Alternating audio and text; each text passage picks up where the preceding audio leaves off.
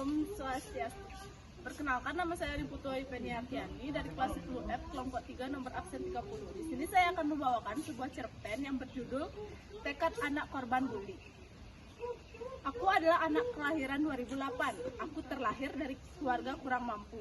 Ayahku seorang buruh harian dan ibuku seorang ibu rumah tangga. Dari menginjak di sekolah dasar, aku sudah diperlakukan kurang baik oleh beberapa kakak kelasku.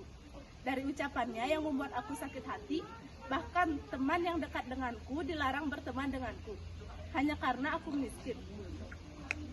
Sempat aku ingin memberontak, ingin membela diri, tapi malah kekerasan yang aku dapat. Sampai telingaku berdarah dan kalung yang aku pakai pun putus. Mentalku down. Pulang sekolah, aku langsung masuk kamar dan malas bersuara. Dari kejadian itu, aku sampai minta putus sekolah, tapi ditentang keras oleh kedua orang tuaku. Sampai aku ditanya alasannya aku tidak mau sekolah, tapi aku hanya bisa diam.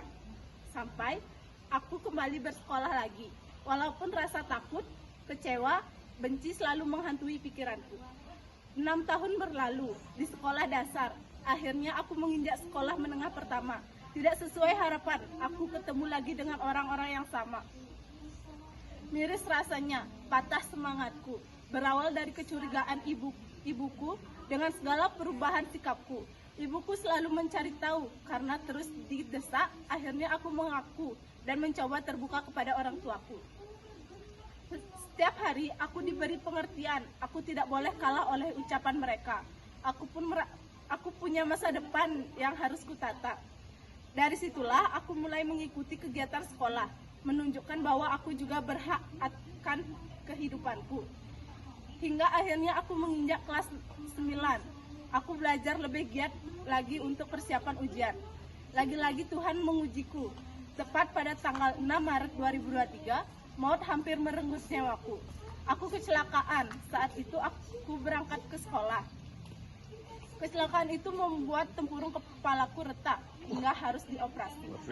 Di sana, mata dan hatiku terbuka saat mobil ambulan melarikanku ke salah satu rumah sakit swasta. Ayah dan ibuku menangis melihat kondisiku. Dengan hati yang bingung saat itu, biaya yang besar harus dikeluarkan dengan situasi ekonomi yang tidak memungkinkan. Sakit hatiku. Dengan tanggung jawab yang besar dari kedua orang tuaku dan restu dari Tuhan, akhirnya ujian itu terlewati. Banyak hal yang menguji pikiranku dan hatiku selama di ICU. Kata-kata yang telah membuliku, kasarnya sikap mereka membulatkan tekadku. Tangisan kedua orang tuaku membuat aku harus bangkit. Tak seharusnya aku lemah. Masa depanku harus kembali kutata. Ada alasan yang harus kubayar dengan senyuman yang sempat hilang. Aku harus bangkit. Tuhan bantu aku, bangkitkan aku dari keterpurukan. Singkat cerita, ujian sekolah tiba. Dengan tekad yang telah kukumpulkan, aku terus belajar hingga dengan puji Tuhan nilaiku lumayan bagus untuk kujadikan modal sekolah SMA.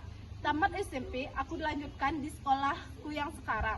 Mulai dari awal sekolah, aku tak mau lagi dibully. Meski ada orang-orang yang mengusikku dengan ucapan dan sikapnya, membuat aku tak nyaman. Tapi tidak, sudah cukup semuanya. Aku harus fokus ke depan. Aku tak mau peduli dengan apa yang mereka bilang.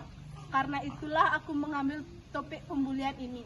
Sakit rasanya, maka dari itu, tolong hentikan pembulian ini.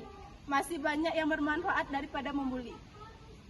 Hai teman-teman semua, mari kita berbenah jiwa. Jangan patah karena bulian mereka. Positifkan jiwa demi cita-cita.